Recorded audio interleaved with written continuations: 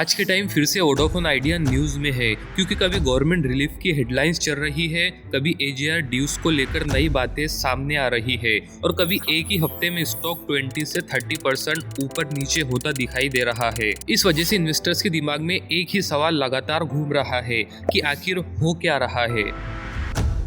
Market में इस stock को लेकर एक तरफ एक्साइटमेंट है तो दूसरी तरफ डर और कंफ्यूजन भी है, और इसी कंफ्यूजन को क्लियर करने के लिए आज की ये शॉर्ट वीडियो बहुत जरूरी हो जाती है। तो एक्चुअली हुआ ये है कि वोडाफोन आइडिया को गवर्नमेंट की तरफ से एक जरूरी रिलीफ मिला है। एजीआर ड्यूज जो इस कंपनी को पहले तुरंत पे करने थे, उन्हें अब लंबी ड्यूरेशन में स्प्रेड कर दिया गया है और साथ ही कुछ ड्यूज को इक्विटी में कन्वर्ट कर दिया गया है। इस प्रोसेस की वजह से गवर्नमेंट का कंपनी में स्टेक लगभग 49% तक बढ़ गया है। सिंपल शब्दों में इसका मतलब ये है कि शॉर्ट टर्म में कंपनी को डूबने से बचने का एक स्ट्रॉन्ग सपोर्ट मिल गया है। कैश फ्लो पर प्रेशर कम हुआ है और सडन शटडाउन का रिस्क अभी के लिए दूर हो गया है। यानी कंपनी सर्वाइव तो कर रही है, लेकिन इसका मतलब ये नहीं है कि बिजनेस अभी फुल्ली स्ट्रॉन्ग हो गया है। शॉर्ट टर्म में मार्केट इस तरह की न्यूज को लेकर अक्सर पॉजिटिव तरीके से रिएक्ट करता है, इसीलिए वोडाफोन आइडिया का स्टॉक कभी कभी अचानक स्पाइक दिखाता है, लेकिन जैसे ही इन्वेस्टर्स को डिटेल समझ में आती है या ओवरऑल मार्केट में वीकनेस आती है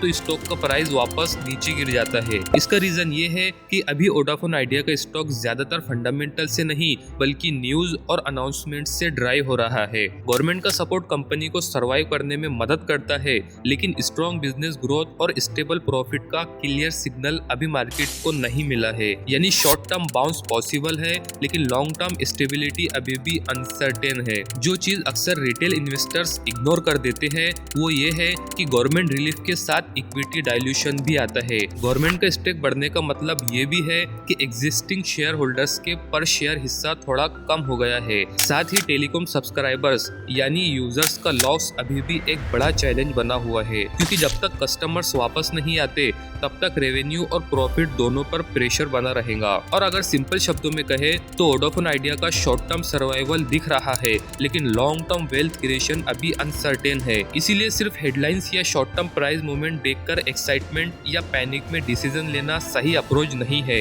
यहाँ पर थोड़ा रुककर फैक्ट समझना और सोचना हर इन्वेस्टर्स के लिए बहुत जरूरी हो जाता है। ये वीडियो सिर्फ एजुकेशनल और इन्फॉर्मेशनल पर्पसेस के लिए है, कोई इन्वेस्टमेंट एडवाइस नहीं है। शेयर मार्केट रिस्की होने के कारण किसी भी इन्वेस्टमेंट से पहले अपने फाइनेंशियल एडवाइजर से कंसल्ट करें। हम किसी भी प्रॉफिट या लॉस के लिए रिस्पॉन्सिबल नहीं है।